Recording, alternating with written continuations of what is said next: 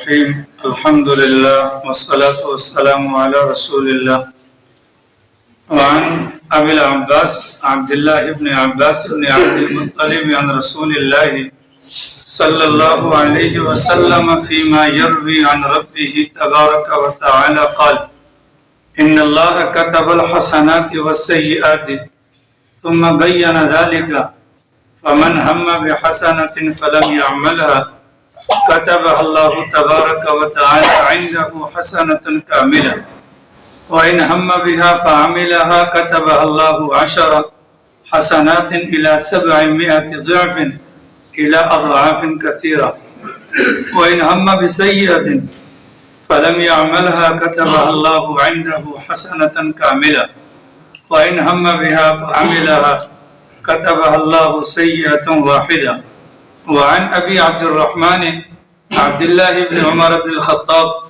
رضي الله عنه قال سمعت رسول الله صلى الله عليه وسلم يقول انطلق 3 نفر ممن كان قبلكم حتى آواهم المبيت إلى غار فدخلوه فانحدرت صخرة من الجبل فسدت عليهم الغار فقالوا إنه لا ينجيكم من هذه الصخرة إلا أن تدعوا الله بصالح أعمالكم. رسول اکرم صلی اللہ تعالی علیہ وسلم کے مبارک فرامین کی روشنی میں گزشتہ کل تک اس باب کے ضمن میں آپ حضرات کے سامنے اعمال صالحہ اور نیک نیتی اعمال کے اندر اخلاص کے متعلق کچھ روایات گزر چکی ہیں. اب یہ جو آگے والی روایت کریمہ آپ کے سامنے پڑھی گئی، یہ جو 2 روایات ہیں ان کا تعلق بھی اعمال کے ساتھ بھی ہے اور نیک نیتی کے ساتھ بھی ہے کہ نیک نیتی کی بنیاد پر اعمال قبول بھی ہوتے ہیں اور ان اعمال کو بنیاد بنا کر اللہ کی ذات کی رحمت بندوں کی طرف متوجہ بھی ہوتی ہے.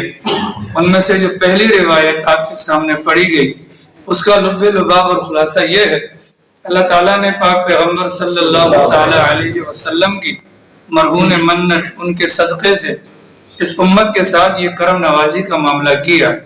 اس امت کو اللہ نے اس خصوصیت سے نوازا کہ اگر ہماری امت کا کوئی بندہ کوئی نیک کام کرتا ہے تو اس کو نیکی مل جاتی ہے، وہ تو ایک الگ مسئلہ ہے. لیکن اگر کوئی نیک کام کرنے کا ارادہ کر لیتا ہے تو نیک کام کا ارادہ کرنے پر بھی اس انسان کو نیکی مل جاتی ہے. گویا کہ خالی ارادہ کیا ابھی کام نہیں کیا، اس پر اس کو ایک نیکی، اور اگر ارادے کے بعد اگر اس کو عملی جامہ پہناتے ہوئے اگر وہ عمل بھی کر لیتا ہے اس ایک کام کے کرنے پر اس کو 700 نیکیاں عطا کی جاتی ہیں. اور یہ ہمارے نبی سے پہلے اور ہماری امت سے پہلے کسی اور امت کو یہ خصوصیت اور یہ فضیلت عطا نہیں کی گئی تھی. پھر ایک اللہ کا ایک عجیب و غریب نظام ہے. اللہ نے یہ 2 فرشتے یہاں پر بٹھائے ہیں، ان کو کرامن کاتبین کہا جاتا ہے.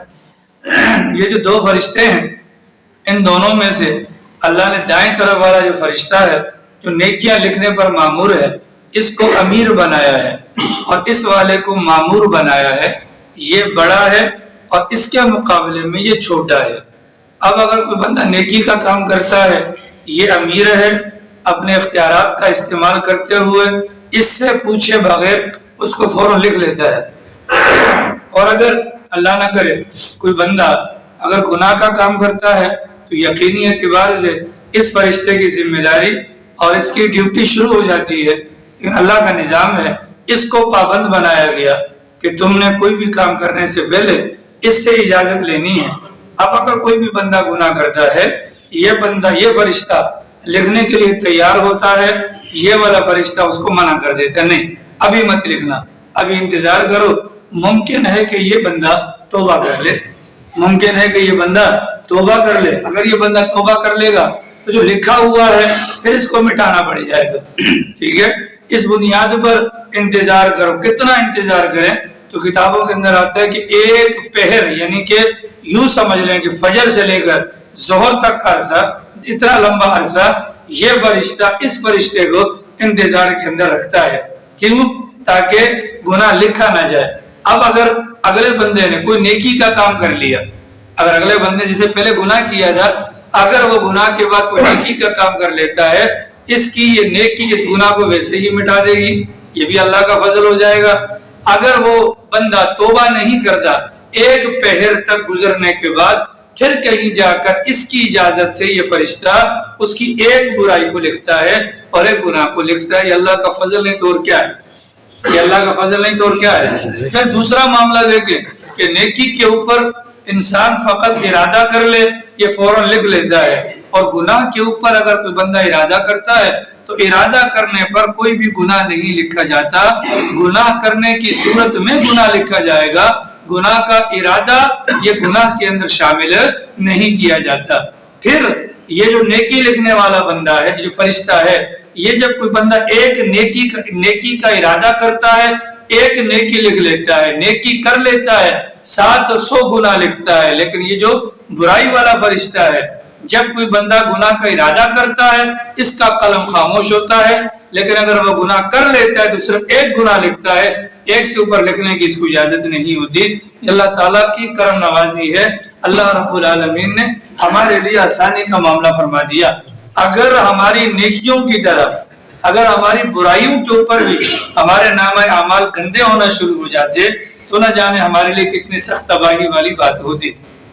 اب یہ جو روایت آپ کے سامنے بیان ہوئی، دیکھیے ایک ہوتا ہے قرآن، ایک ہوتی ہے حدیث۔ قرآن کا مطلب کیا ہے کہ قرآن کریم کے الفاظ بھی اللہ کے ہیں، قرآن کریم کا معنی بھی اللہ کا ہے۔ اللہ کے نبی علیہ السلام یہ صرف ترجمان ہیں، اللہ کا پیغام جبرائیل سے لے کر امت کو سنانے والے ہیں، امت کو سمجھانے والے ہیں، امت کو بتلانے والے ہیں، یہ ہے قرآن۔ اور ایک ہوتی ہے حدیث۔ حدیث پاک کے اندر کیا ہوتا ہے؟ زبان رسول اکرم صلی اللہ علیہ وسلم کی استعمال ہوتی ہے، لیکن جو مضمون ہوتا ہے دماغ میں، جو مضمون ہوتا ہے دماغ میں، وہ اللہ رب العالمین کی جانب سے پاک پیغمبر کے دماغ میں، پاک پیغمبر کے دل پر اور پاک پیغمبر کی زبان پر جاری کیا جاتا ہے، اس کو کہا جاتا ہے حدیث رسول۔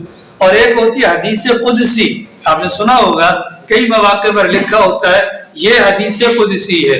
اب قرآن کریم کا مطلب تو سمجھ میں آ گیا، الفاظ بھی اللہ کے، معنی بھی اللہ کا، حدیث الفاظ بھی اللہ کے نبی کے، مضمون اللہ کی جانب سے دماغ کے اندر ڈالا جاتا ہے۔ یہ جو حدیث قدسی ہوتی ہے، اس حدیث قدسی کے اندر الفاظ پاک پیغمبر کے ہوتے ہیں، مفہوم جو بیان کیا جاتا ہے وہ اللہ رب العالمین کی جانب سے ہوتا ہے۔ ٹھیک ہے جناب والا، یہ جو پہلی حدیث کی تلاوت ہوئی اس کو حدیث قدسی کہا جاتا ہے۔ اس حدیث قدسی کا مضمون یا مفہوم جو پیغمبر علیہ السلام نے بیان فرمایا وہ یہ ہے کہ اللہ تعالیٰ ارشاد فرماتے ہیں کہ جب کوئی بندہ نیکی کا ارادہ کرتا ہے، نیکی لکھ دی جاتی ہے، نیکی کر لیتا ہے، 700 گناہ بڑھا کر لکھ دیا جاتا ہے۔ گناہ کر لیتا ہے، گناہ کا ارادہ کرتا ہے، کچھ نہیں ہوتا، گناہ کر لیتا ہے تو ایک گناہ لکھا جاتا ہے۔ اب جب اللہ کی طرف سے یہ بات آئی تو آپ جانتے ہیں ہمارے ماں باپ سے بلکہ اللہ کے بعد ہم سے اگر کوئی سب سے زیادہ محبت کرنے والی ذات ہے تو وہ محمد الرسول اللہ صلی اللہ علیہ وسلم کی ذات ہے، ان سے بڑھ کر تو کوئی نہیں ہے۔ فوراً سرکار اللہ کی طرف متوجہ ہوئے، اے پروردگار ایک نیکی پر 700 آپ نے دے دی، خدا رب زد امتی، اے اللہ میری امت کے ثواب میں مزید اضافہ فرما دیجیے۔ اگر امتی نیکیاں کرے تو 700 پہ کہانی ختم نہ ہو بلکہ اضافہ ہو جائے۔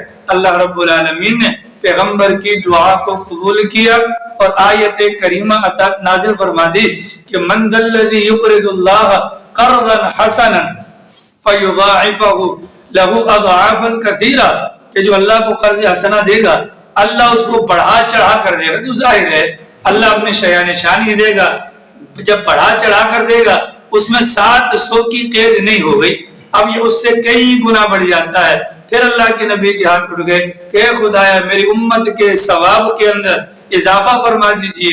اللہ نے پیغمبر کی دعا کو قبول کیا اور فرمایا انما یوفی الصابرون اجرہم بغیر حساب، کہ جو صبر کرنے والے ہوں گے ان کو میں اتنا دوں گا کہ جو شمار کے اندر آ ہی نہیں سکے۔ ساری سمجھ رہے میں؟ اب دیکھو 3 چیزیں ہو گئی۔ نمبر 1 اعمال، پہلی بات تھی نیکی پر، نیکی پر ایک نیکی، ارادے پر نیکی کرنے پر 700 نیکیاں، اس میں پورے دین کے تمام احکامات آ گئے۔ کوئی بھی نیکی کر لو، نماز پڑھ لو، روزہ رکھ لو، زکات دے دو، پیغمبر کے ہاتھ اٹھے، اللہ کی طرف سے فرمان ہوا من ذا الذی یقرض اللہ قرضا حسنا، کہ جو مالی اعتبار سے نیکی کرے گا، جو مالی اعتبار سے نیکی کرے گا تو کیا ہوگا؟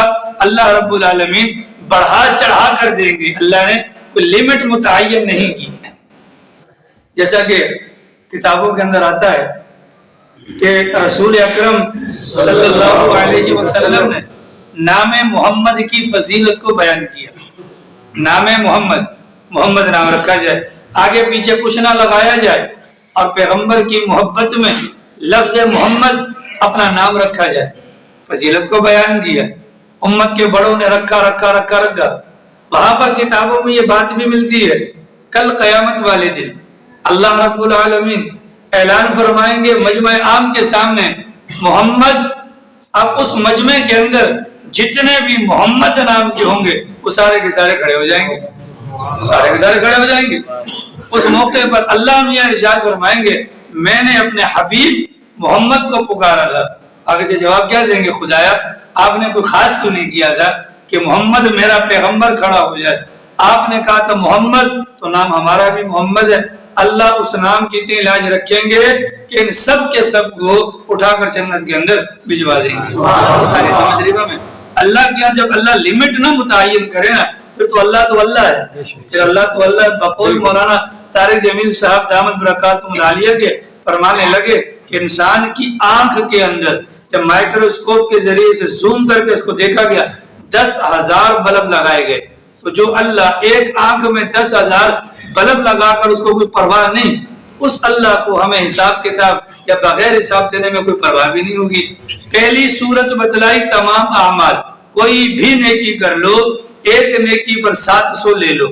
نمبر 2، جب سرکار کی دعائی اللہ نے کہا من ذا الذی یقرض اللہ، کہ جو مالی اعتبار سے، چونکہ چمڑی جائے پر دمڑی نہ جائے، مشہور ہے نا، چمڑی جائے پر دمڑی نہ جائے، انسان جان کھپانا برداشت کر لے گا، مال نکالنا برداشت نہیں کرتا۔ مال کو قربان کرنا مشکل، کس بنیاد پر فرمایا کہ جو مال کے اعتبار سے نیکی کے راستے پر چلے گا اس کو کتنا ملے گا؟ جتنا اللہ بڑھا چڑھا کر، جب اللہ نے کوئی لمٹ متعین نہیں کی تو گویا کہ اللہ اپنی شیان شان کہ جتنا بہتر سمجھے گا اللہ اتنا دے گا۔ پھر پیغمبر نے ہاتھ اٹھائے، خدا اور فرما دیجئے، اور بڑھا دیجئے۔ اب اللہ تعالیٰ نے تیسری چیز کو بیان کیا کہ ظاہر ہے کہ نیکیاں کرنا، دین کے راستے پر چلنا مشکلات ہیں، حالات ہیں، آزمائش ہیں۔ نبیوں کی جماعت کو دیکھیں، کوئی ایک نبی بھی ایسا نہیں ملے گا کہ جس نبی کو تکلیف کے دروازے سے گزرنا نہ پڑا ہو۔ سرکار دو عالم صلی اللہ علیہ وسلم جو امام الانبیاء ہیں، ٹھیک ہے، جو امام الانبیاء ہیں، امام الانبیاء کا مطلب کیا ہوا کہ اللہ کے بعد اگر کوئی کچھ ہے تو پاک پیغمبر کی ذات ہے، لیکن اس کے باوجود مرض الوفات کے موقع پر جب سرکار دو عالم صلی اللہ علیہ وسلم بیمار ہوئے، بخار آیا سرکار کو، عبداللہ ابن مسعود گھر پر آئے، ہاتھ لگائے تو کہا سرکار آپ کو تو بہت سخت بخار ہے، آپ کو تو بہت سخت بخار ہے۔ تو اللہ کے نبی نے فرمایا مجھے تم جیسے 2 بندوں کے بقدر بخار ہوا ہے۔ تو گویا کہ تکلیف ڈبل ہے نا، تکلیف ڈبل ہے۔ اب ان تکلیفوں پر صبر کرنا ہے، ان تکلیفوں کو کیا کرنا ہے؟ صبر کرنا ہے، اور یہ صبر کرنا بہت مشکل کام ہے۔ اور مومن کے لیے 2 ہی چیزیں ہیں، کیا؟ یا تو نماز یا پھر صبر۔ یا ایھا الذین آمنوا استعینوا، اللہ کی مدد طلب کرو بالصبر والصلاۃ، یا صبر کے ذریعے سے یا پھر نماز کے ذریعے سے۔ ابو بکر صدیق بیٹھے ہیں، اللہ کے نبی بیٹھے ہیں، ایک بندہ ابو بکر صدیق کو گالیاں دے رہا ہے، ابو بکر صدیق خاموش خاموش خاموش خاموش، سرکار بھی سن رہے ہیں گردن جھکا کر، ابو بکر بھی سن رہے ہیں گردن جھکا کر۔ اتنے میں ابو بکر صدیق رضی اللہ عنہ نے ایک بات کا جواب دیا، اللہ کے نبی اٹھ کر چل دیے۔ ابو بکر بڑے حیران ہو گئے، یا رسول اللہ اتنی دیر سے وہ مجھے گالیاں دے رہا تھا، میں برداشت کر رہا تھا، آپ خاموشی سے سن رہے تھے، میں نے ایک جواب دیا، آپ نے مجلس چھوڑ دی۔ اللہ کے نبی نے فرمایا جب تک تم اس پر صبر کر رہے تھے اللہ کی ذات تمہاری طرف سے اس کو جواب دے رہی تھی، اب جب تم نے خود جواب دیا اللہ کی مدد کا ہاتھ اٹھ گیا، تو جس جگہ پر اللہ کی مدد نہ ہو وہاں میرا کوئی کام نہیں ہے۔ تو فرمایا انما یوفی الصابرون اجرهم بغیر حساب، کہ صبر کرنے والوں کو بے حساب اجر، کیا ہے؟ بے حساب اجر۔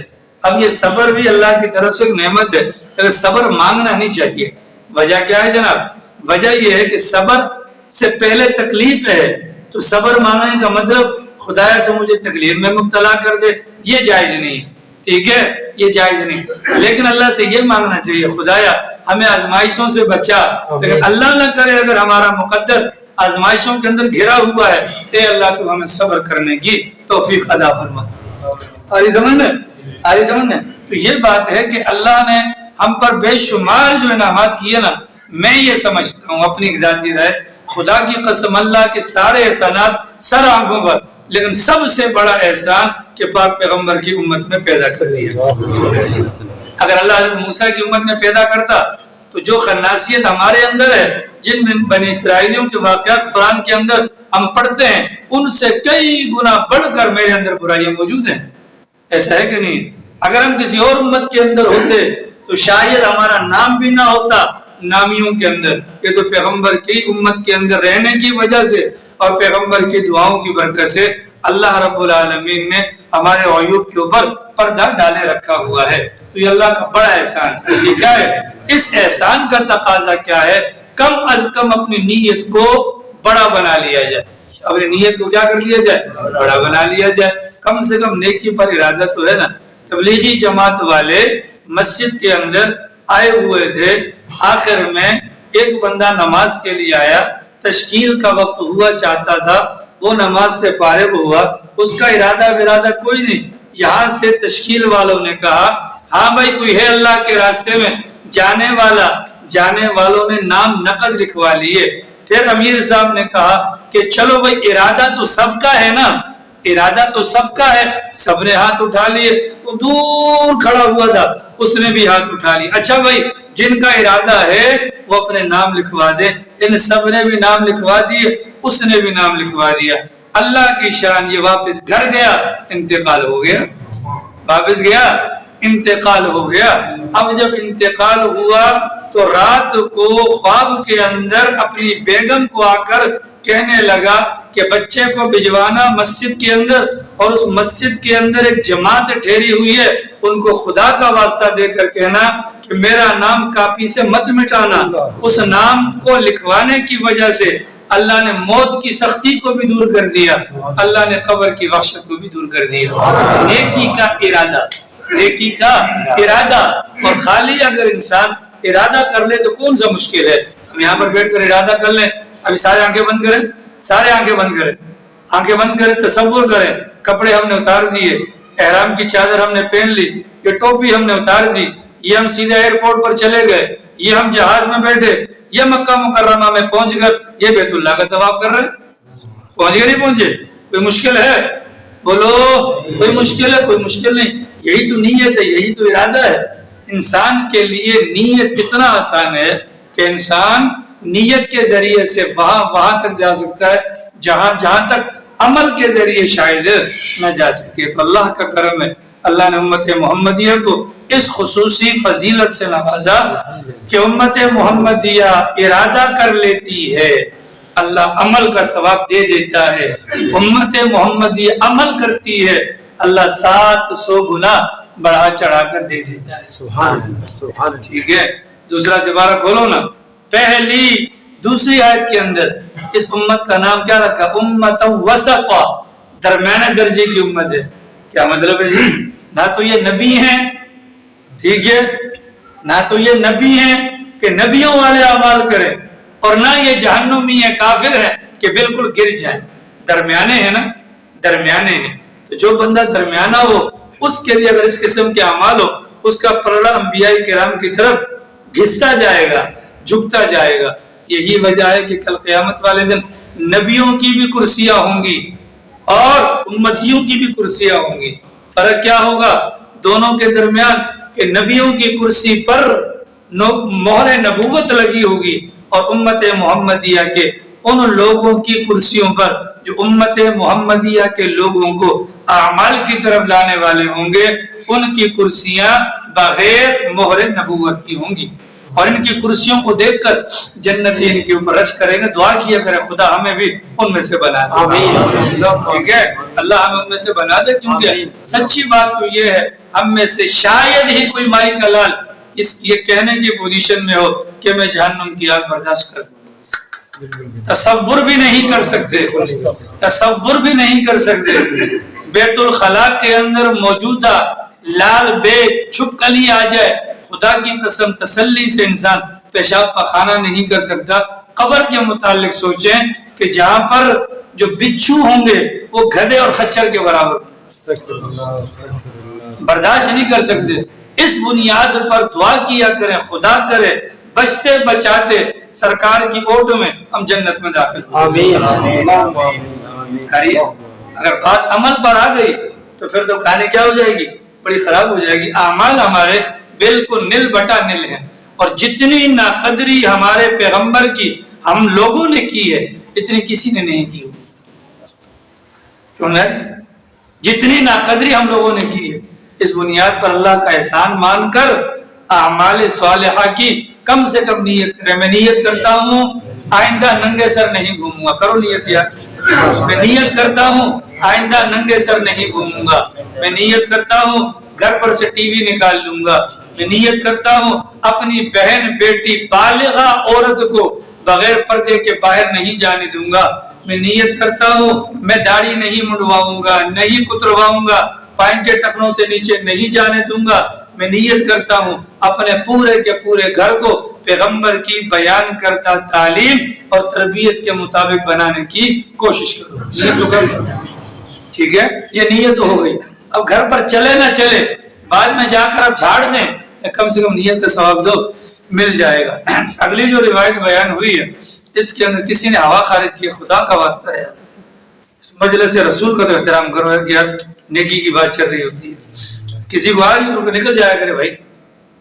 آری سمجھ شریفہ میں دوسری آگے والی جو روایت بیان کی ہے، اس روایت کے اندر پہلے زمانے کے لوگوں کے واقعات میں سے اللہ کے نبی علیہ السلام نے 3 بندوں کا واقعہ بیان کیا ہے کہ جن کو قبض ہے، جن کو گیس کی شکایت ہے. ان سے میری گزارش ہے یہاں بیٹھ کے لوگوں کا دماغ خراب کرنے سے مسواک استعمال کیا کریں. ٹھیک ہے، ایک دم دماغ کو چھڑ جاتی ہے نا، یہ چیز ہی ایسی ہے. ٹھیک ہے، حضرت آدم جب دنیا میں تشریف لائے تھے تو میں نے آپ کو بتلایا تھا جنت میں پھل کھایا تھا تو جنت میں پیشاب پخانہ نہیں ہوتا. دنیا میں تشریف لائے، ان کو قضائے حاجت ہوئی، تکلیف ہوئی، پریشان ہو گئے کہ یہ کیا ہے. جبرائیل نے آ کر بتلایا تھا.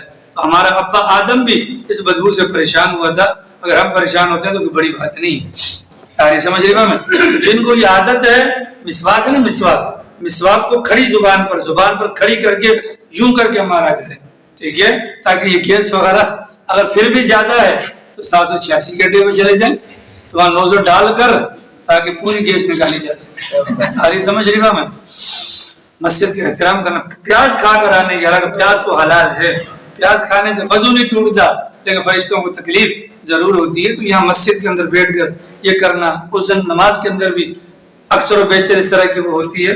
یہ نہ کسی کا وضو ٹوٹ جائے، نمازی کے آگے سے گزرنے پر ممانعت ہے. اللہ کے نبی نے فرمایا اگر پتہ چل جائے لوگوں کو کہ نمازی سے آگے سے گزرنے کا کتنا گناہ ہے، 200 سال تک اگر انتظار میں بیٹھنا پڑے، بیٹھنا گوارا کر لیں گے پر آگے سے نہیں گزریں گے. اتنا بڑا گناہ.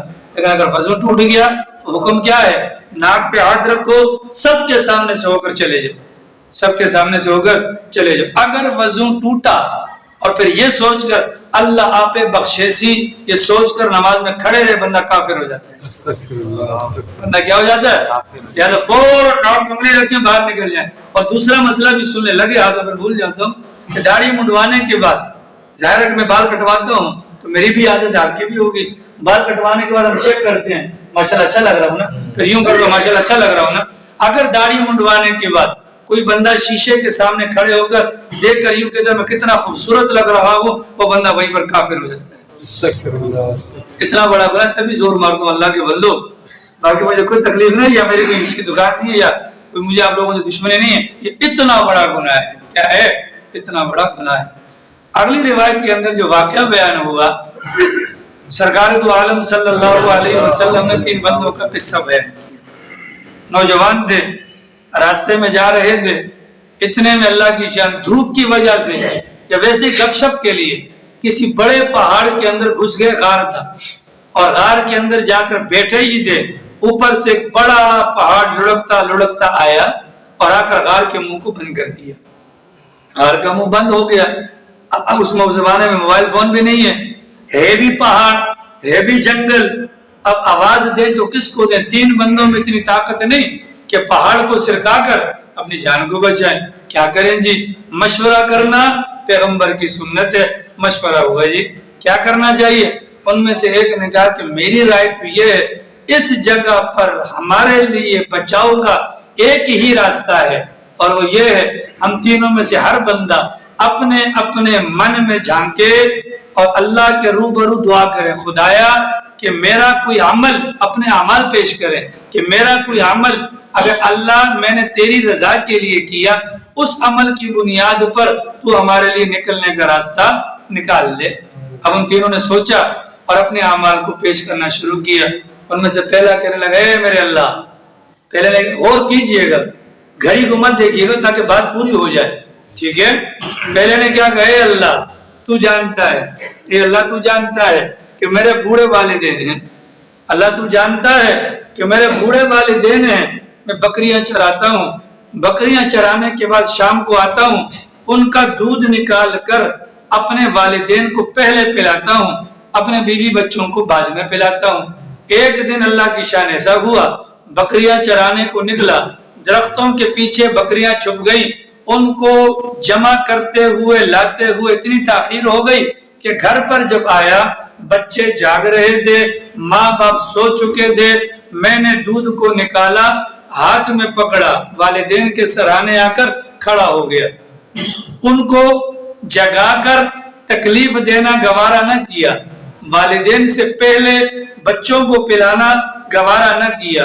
اے اللہ ساری رات ماں باپ کے سرہانے کھڑا رہا، یہ اٹھیں گے ان کو دودھ پلا دوں گا، رات پوری گزر گئی، اے اللہ میرے بچے میرے پاؤں کے ساتھ بھوک سے بل بلا رہے تھے، پر میں نے ماں باپ پر اپنے بچوں کو فوقیت نہ دی، یہاں تک کہ جب صبح میرے ماں باپ کی آنکھ کھلی ان کو دودھ پیش کیا، ان کو پلانے کے بعد اپنے بچوں کو دودھ پلایا۔ اے اللہ اگر میرا یہ عمل تیری رضا کے لیے تھا، اس ہلاکت سے ہمیں بچا۔ اللہ نے عمل کو قبول کر لیا تھا، لہذا سرکار فرماتے ہیں تھوڑا سا پتھر غار کے منہ سے ہٹ گیا، پر اتنا ہٹا کہ باہر نہیں نکلا جا سکتا تھا۔ دوسرا بول پڑا اے اللہ تو جانتا ہے میری ایک چچا زاد بہن تھی، بہت خوبصورت تھی، میں اس کے ساتھ زنا کرنا چاہتا تھا، اس کو میں نے لالچ دی 120 دینار کی، 120 دینار کی کہ وہ میرے ساتھ تھوڑا وقت گزار لے، وہ تیار نہ ہوئی، حالات نے پلٹا کھایا، اس پر فقر و فاقہ آیا، وہ مجبور ہو کر میرے پاس آئی، پیٹ کی پیاس کو بجھانے کے لیے میں نے اس سے کہا 120 دینار دوں گا، میرے ساتھ تنہائی میں آ جاؤ۔ وہ اپنی بھوک کو مٹانے کے لیے 120 دینار کے عوض تیار ہو گئی، میں نے اسے پیسے دیے اور زنا کرنے کے لیے اس کے اتنا قریب گیا کہ دونوں ٹانگوں کے درمیان پہنچا، اس نے فوراً کہا اللہ سے ڈر، اللہ کی مہر کو مت توڑ۔ اے اللہ میں نے 120 دینار وہی چھوڑے اور اس کی بات سن کر فوراً باہر نکل آیا۔ اے اللہ تو جانتا ہے اگر میرا وہ عمل تیری رضا کے لیے تھا، اللہ اس موت کے منہ سے ہمیں بچا لے۔ پیغمبر فرماتے ہیں تھوڑا سا منہ اور کھل گیا پر نکلنا ممکن نہ ہوا۔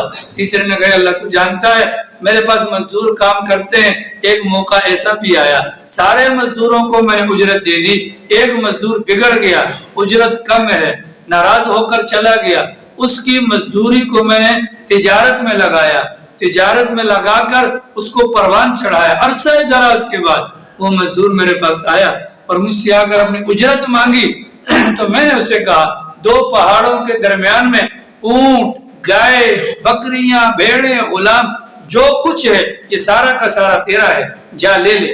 اس نے مجھے کہا کہ تم اسے مذاق مت کر۔ میں نے کہا میں تجھ سے مذاق نہیں کر رہا، یہ وہی تیرا پیسہ ہے جسے میں نے تجارت میں لگایا، آج اس کی برکت سے اتنا کچھ آ گیا۔ اللہ اگر میرا یہ عمل تیری بارگاہ کے اندر قابل قبول ہے، اے اللہ موت کے منہ سے بچا۔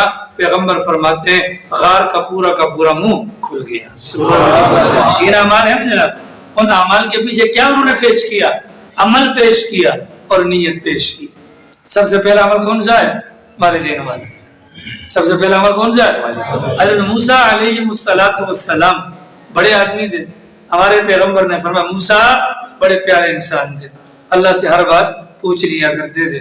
حضرت موسیٰ نے اللہ میاں سے پوچھا تھا خدایا یہ بتا کہ جنت میں میرے ساتھ کون ہوگا؟ جیسے ہمارے نبی نے کہا نا علی تیرا گھر جنت میں میرے گھر کے سامنے ہوگا، تو حضرت موسیٰ نے کہا خدایا میرے ساتھ جنت میں کون ہوگا؟ موسیٰ بنی اسرائیل کے پیغمبر ہیں، چھٹے آسمان پر موجود ہیں، اللہ سے ہم کلامی کا شرف حاصل ہوا اور نہ جانے کتنے خصوصیات ہیں ان کے اندر۔ اللہ نے فرمایا فلاں بازار میں ایک کسائی بیٹھا ہوا، کسائی گوشت کاٹنے والا، وہ تمہارا ساتھی۔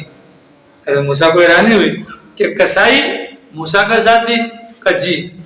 اللہ تعالیٰ نے پتہ بتایا، حضرت موسیٰ چل پڑے، دیکھا واقعی کسائی ہے۔ حضرت موسیٰ کو تجسس ہوا کہ جا کر دیکھو تو صحیح، اگر یہ کسائی ایسا کون سا کام کرتا ہے کہ جنت میں میرا ساتھی۔ خاموشی سے جا کر کھڑے ہو گئے، دکان پر خریدا وریدا کچھ نہیں، دکاندار نے اپنا گوشت بیچنا تھا بیچ لیا، اور پھر خوبصورت سا نرم والا گوشت وہ نکال کر تھیلی میں ڈالا اور اپنے گھر کی طرف چل دیے۔ اس کو نہیں پتا پیچھے موسیٰ ہے، ان کو تو نہیں پتا نا حضرت موسیٰ میرے پیچھے ہیں۔ حضرت موسیٰ پیچھے دروازے پر پہنچے، وہ بندہ اندر جانے لگا، پیچھے حضرت موسیٰ نے کہا مجھے بھی اجازت دے دیں، مہمان ہوں۔ حضرت موسیٰ یہ چاہتے تھے میں جا کر دیکھوں تو اس کا عمل کون سا ہے کہ جس پر یہ موسیٰ کا ساتھی ہے۔ حضرت موسیٰ نے اندر کیا دیکھا؟ یہ بندہ اندر گیا تو اندر ایک چارپائی پر ایک بڑھیا ہے جو خود اٹھ بھی نہیں سکتی، اس بندے نے سامان سائڈ پر رکھا، اس کو اٹھایا، اس کو دھلایا، صاف کروایا، اس گوشت کو پکایا، لا کر اس کے منہ کے اندر نوالے ڈال کر کھلانے لگا۔ حضرت موسیٰ ساری کاروائی دیکھ رہے ہیں۔ جب کھلا کر فارغ ہو گیا تو اس بڑھیا کے منہ میں دانت بھی نہیں تھے، آواز بھی سمجھ میں نہیں آ رہی تھی۔ اس نے زیر لب کچھ ہونٹ ہلائے اور دوبارہ اس عورت کو لٹا کر یہ بندہ واپس پلٹا۔ حضرت موسیٰ نے کہا یہ کون ہے؟ کہا میری ماں ہے۔ کون ہے؟ کہا یہ میری ماں ہے۔ کہا کہ یہ تم نے کھلایا پلایا، اس کے بعد اس نے ہونٹ ہلائے تھے، کیا کہا تھا؟ کہا ماں ہے بیچاری، سمجھتی تو نہیں ہے، بس روزانہ میں اس کی خدمت کرتا ہوں اور روزانہ یہ مجھے دعا دے دیتی ہے کہ اللہ تجھے جنت کے اندر موسیٰ کا ساتھی بنائے، اللہ تجھے جنت کے اندر موسیٰ کا ساتھی بنائے۔ اس ماں کی دعا کی برکت سے اللہ نے اس کسائی کو اٹھا کر ماں حضرت موسیٰ کے ساتھ جنت کا ساتھی بنایا۔ تو یہ والدین اللہ کی بڑی نعمت ہے، والدین اللہ کی بڑی نعمت ہے، والدین کی قدر کرنے کی ضرورت ہے۔ اگر ماں باپ اپنی اولاد کو کہتے ہیں کہ بیوی کو طلاق دے دو، بات ماننا والدین کی واجب ہے۔ ماں باپ کوئی مذاق نہیں ہے۔ اللہ کو نیند نہیں آتی، اللہ کو اونگ نہیں آتی، ماں باپ کو نیند بھی آتی ہے، اونگ بھی آتی ہے۔ اگر اللہ نہ کرے اللہ سونے پر آ جائے تو بندوں کا بیڑا غرق ہو جائے گا۔ اگر اللہ سونے پر آ جائے تو بندوں کا بیڑا غرق ہو جائے گا۔ اگر دیکھا جائے تو زمین پر رب کے روپ میں جو رحم دلی اپنی اولاد کے حوالے سے اگر کسی کے اندر موجود ہے تو وہ ماں اور باپ کے اندر موجود ہے۔ آری سمجھ میں؟ بات یاد رکھیے گا، گھر پر جو والدین ہیں ان والدین کی قدر کرو، ان والدین کی قدر کرو۔ سرکار جب تشریف لے کر گئے تھے معراج پر، انشاءاللہ آگے شب معراج کے موقع پر آپ کے سامنے بیان ہوگا انشاءاللہ، اس میں سرکار نے جو چند چیزیں دیکھی ان میں سے ایک یہ بھی تھی کیا کہ جنت کے اندر تلاوت کلام پاک کی آواز آ رہی تھی۔ اللہ کے نبی بڑے حیران ہو گئے، بھئی کس کی آواز ہے؟ بتلایا کہ آپ کے صحابی نعمان کی۔ اللہ کے نبی نے فرمایا نعمان تو زندہ ہے مدینہ کے اندر، فرمایا کہ وہ ماں کی خدمت اتنی زیادہ کرتا ہے کہ اللہ کو اس کا یہ عمل اتنا پسند کہ وہ اپنے گھر پر قرآن کریم کی تلاوت کرتا ہے، اللہ اس کی تلاوت جنت والوں کو سنوا دیتا۔ ماں باپ کی قدر کرے۔ امام زین العابدین صاحب رحمہ اللہ اہل بیت میں سے ہیں، بڑے مشہور و معروف شخصیات ہیں، مدینہ کے امام ہیں، ماں کے ساتھ کھانا نہیں کھاتے تھے۔ وجہ کہ جب پلیٹ میں ماں کے ساتھ بیٹھ کے کھاؤں گا، ممکن ہے بوٹی آلو کسی چیز پر میری ماں کی طلب ہو اور میرا ہاتھ پہلے نہ پہنچ جائے، اس احترام کی وجہ سے ماں کے ساتھ کھانا نہیں کھاتے تھے۔ حضرت عمر جیسا بندہ کہ سرکار نے فرمایا میرے بعد اگر کوئی نبی ہوتا عمر اس لائق ہے کہ وہ نبی بن سکتا، اتنا بڑا آدمی ہے نا۔ حضرت عمر جا رہے ہیں عمرے کے لیے، اللہ کے نبی فرما رہے ہیں عمر ہمیں بھی دعاؤں میں یاد رکھنا، کتنا بڑا آدمی عمر۔ لیکن اسی عمر کو سرکار کیا کہتے ہیں؟ عمر ایک بندہ آئے گا، نام اویس قرنی ہوگا۔ نام کیا ہوگا؟ اویس قرنی ہوگا۔ جب ملاقات ہو اس سے دعاؤں کی درخواست کرنا۔ کیا وجہ ہے؟ کہ وہ ماں کی خدمت کی وجہ سے ہم تک نہیں آ سکا۔ تو یہ ماں باپ کوئی معمولی چیز نہیں۔ ماں باپ جن کے ہیں قدر کر لو خدا کی قسم، اور جن کے نہیں ہیں لاوبالی پن کے اندر والدین کی نافرمانی، جتنے ہمارے بڈھے ہیں یا بڑی عمر کے ہیں، انہوں نے اپنے ماں باپ کو بڑا لتاڑا ہے، آج ان کی اولاد ان کو لتاڑ دی، اب بھی قبلہ درست کر لو، ان کے لیے استغفار کرو۔ نمبر 1 اپنے والدین کے لیے استغفار کرو۔ نمبر 2 والدین سے ریلیٹڈ ان کے متعلقین، ان کے دوست یار، ان کا احترام کرو۔ کل قیامت والدین اللہ فرما برداروں کی لسٹ کے اندر کھڑا کر دے گا۔ آری سمجھ میں؟ اسکول کے اندر لال خان، اسکول میں ٹیچر نے مذاق میں کہا کیا ہمیں کوئی ہے تم میں سے جو جنت کی مٹی اٹھا کر لائے؟ تو بچے تو سادہ ہوتے ہیں نا، معصوم ہوتے ہیں۔ اگلے دن ایک بچہ کاغذ کے اندر تھوڑی سی مٹی لے کر آ گیا اور آ کر اپنے استاد سے کہا کل آپ نے جنت کی مٹی منگوائی تھی، یہ رہی مٹی۔ سارے بچے بھی ہنسنے لگے اور ٹیچر بھی ہنسنے لگا کہ کتنا نالائق ہے، میں نے جنت کی بات کی تھی۔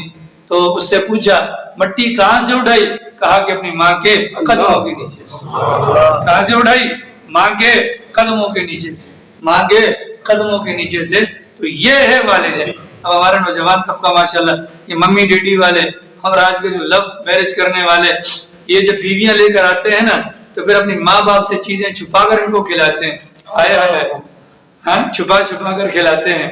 یاد رکھیے والدین کے دل پر کیا گزرتی ہے جب خود ہم ماں باپ بنتے ہیں، پھر ہمیں پتہ چلتا ہے او یہ کیا ہو گیا۔ ارے سمجھ میں کہتے ہیں کتابوں کے اندر لکھا ہے حضرت موسیٰ علیہ السلام کی جب والدہ کا انتقال ہوا تو غیب سے آواز ہے کہ موسیٰ جس کی وجہ سے تجھ پر رحم کیا جاتا تھا آج وہ دنیا سے چلی گئی، اب خود ایسے اعمال کرنا کہ تجھ پر رحم کیا جا سکے۔ ہمارے لیے پیغام ہے، ٹھیک ہے۔ ہمارے نبی 53 سال یا غالباً 54 سال یا 55 سال کی عمر کے تھے کہ ایک موقع پر سرکار نے فرمایا کاش میرے والدین زندہ ہوتے، کاش میرے والدین زندہ ہوتے، یا کم از کم میری والدہ زندہ ہوتی، میں عشاء کی نماز کے لیے مصلی پر آ چکا ہوتا، میری ماں کی آواز آتی محمد، میں نماز توڑ دیتا اور ماں کے پاس چلا جاتا۔ اور میں نے لیاری کے اندر کیا کیا واقعات سنا ہے۔ لیاری کے اندر میں نے ماؤں کو پٹتے ہوئے دیکھا، باپ کو پٹتے ہوئے دیکھا۔ میں نے لیاری کے اندر یہ عینی مشاہدہ بتلا رہا ہوں، میں نے لیاری کے اندر دیکھا کہ بیٹا کروڑ پتی ہے، لکھ پتی ہے، صاحب ثروت ہے، ہائے اس کی ماں کماتی ہے، برتن مانجتی ہے، ہاں باپ چوکیداری کرتا ہے اور اپنا ٹھیلا چلاتا ہے اور طرح طرح کی مزدوری کرتے ہیں، لختی لعنت ایسی اولاد پر۔ اس اولاد کو زندہ رہنے کا کوئی حق نہیں، زندہ رہنے کا کوئی حق نہیں۔ تاری سمجھ میں؟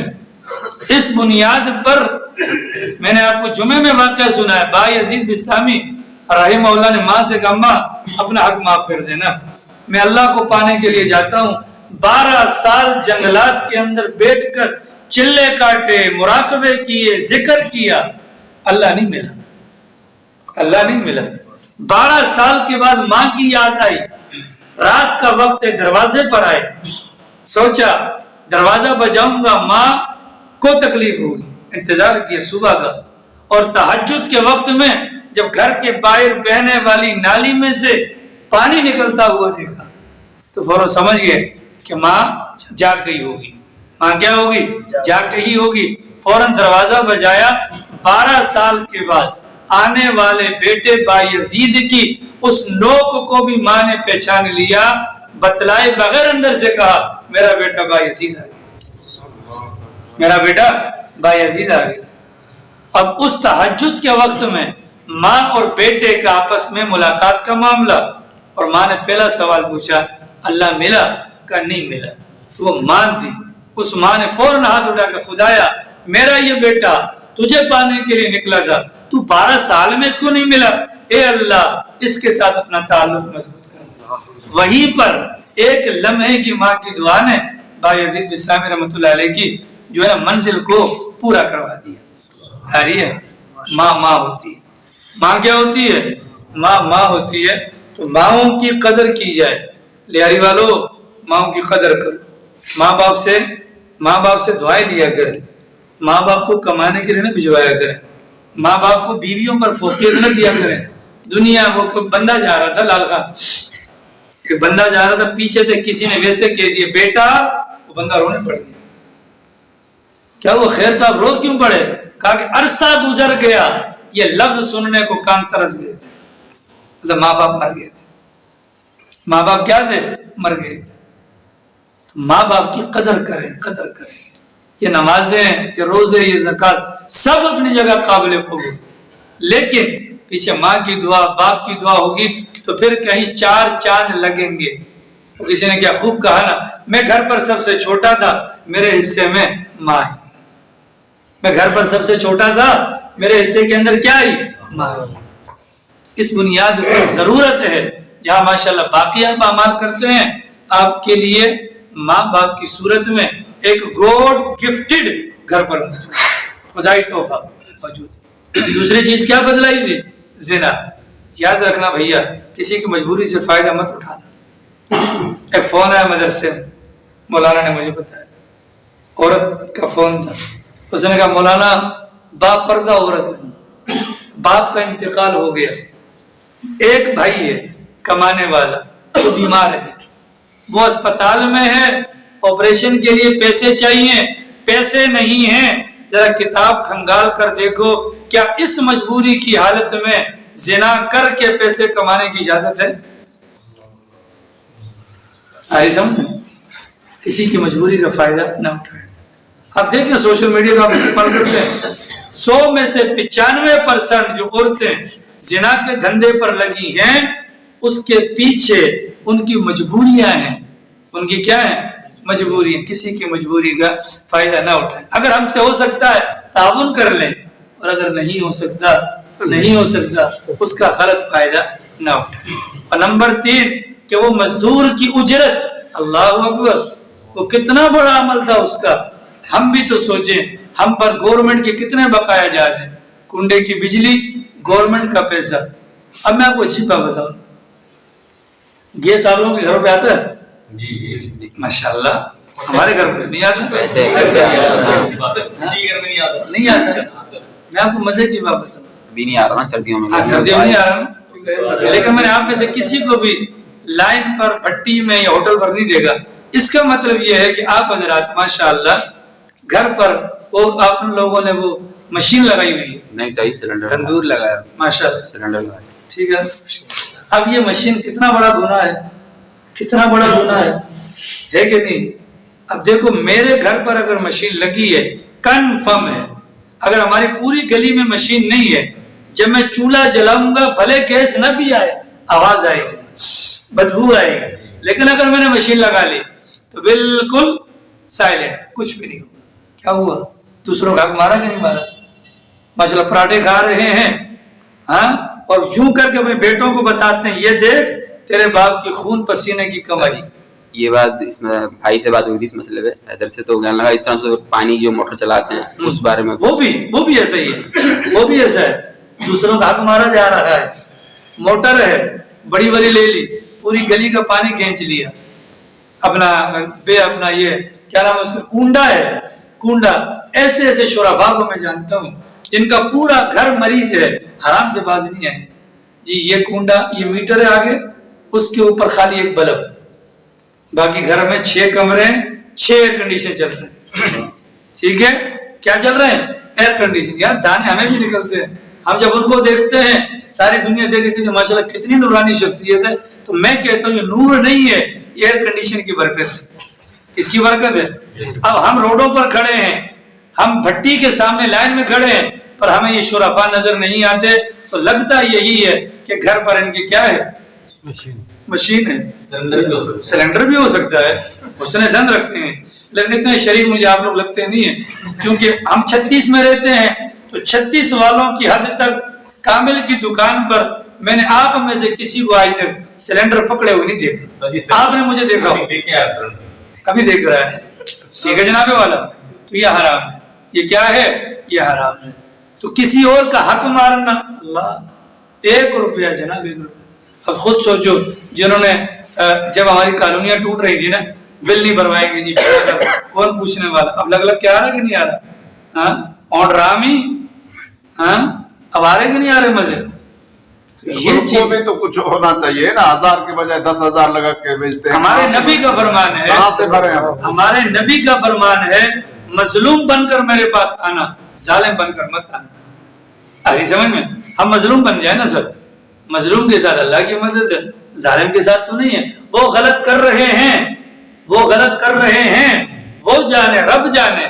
لیکن بات ایک اور ہے, ہمارے پاس پیسہ ہی نہیں ہے کہ اتنا بھرے. صحیح ایک اور بات ہے, صحیح ایک اور بات ہے, برا مت منائیے گا. ہمارے نبی کا فرمان ہے, اعمالکم اعمالکم, جیسے تمہارے اعمال ہوں گے ویسے تمہارے حکمران ہوں گے. ٹھیک ہے, اگر تمہارے اعمال نیچے سے پھول پتیوں کی طرح اگر ہاتھوں میں لے کر اوپر کو پھینکیں گے, اوپر سے نیچے پتی آئیں گی. ایسا ہے کہ نہیں, ایسا ہے کہ نہیں. اب یہ جو ہمارے بڑے ہیں, یہ ہمارے بڑے نہیں, یہ ہماری شامت اعمال ہے. ہم اپنے اعمال ٹھیک کریں, ہم انسان کے بچے بن جائیں, ہم انسان کے بچے بن جائیں, ہم ابو بکر صدیق بن جائیں, عمر فاروق بن جائیں, عثمان غنی بن جائیں, علی المرتضیٰ بن جائیں, ہمارے حکمران بھی ماشاءاللہ ہوں گے. اب ظاہر ہے کہ میں اور آپ اللہ کی بغاوت بھی کریں, نبی کی مخالفت بھی کریں, تمنا کریں کہ خدا کرے ہمارا عمران خان عمر بن عبدالعزیز بن جائے, یہ خیال است و محال است و جنون کہ نہیں ہو سکتا. اگر ہم چاہتے ہیں سدھار, اس کے لیے پہلے ہمیں سنبھالنی پڑے گی اپنی شلوار. ٹھیک ہے, اگر ہم چاہتے ہیں سدھار تو ہمیں سنبھالنی پڑے گی پہلے اپنی شلوار. کس اعتبار سے کہ بھئی زیادہ شرمگاہ کی حفاظت کرو, شرمگاہ کی حفاظت کرو, اور اس کے اوپر والی چیز پیٹ کی حفاظت کرو, اس سے اوپر دل کی حفاظت کرو. اللہ کی ذات سے امید ہے یہ معاملات نہیں ہوں گے. لب لباب اور خلاصہ یہ جناب, اعمال نیت کے محتاج ہیں, اعمال نیت کے محتاج ہیں. اعمال کا تعلق دل سے, دل صاف اعمال اچھے, دل گندا اعمال بھی گندے. تو یہ جو پورا باب تھا یہ اخلاص نیت کے متعلق تھا. آگے جو دوسرا باب آ رہا ہے وہ غالباً توبہ کے بارے میں, انشاءاللہ اس کو کل بیان کریں گے. اللہ پاک کو نصیب فرمائے.